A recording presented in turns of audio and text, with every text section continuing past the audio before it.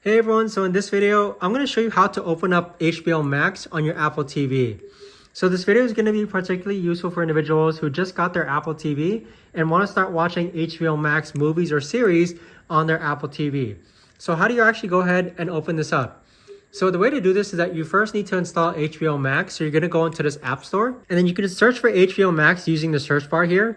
So if I go ahead and delete this and I start typing in Max, so M, it should start auto-populating in the bottom. So if I type in M, you'll see that Max appears here. So click on Max. And then on this window here, you'll be able to install HBO Max on your Apple TV. And once it's installed, it's going to appear on your home page here so that you can open up HBO Max.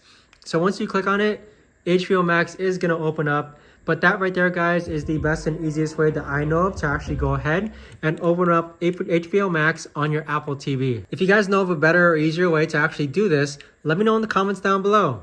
I would love to know. But thanks so much for watching, everyone, and I'll see you guys all in the next video.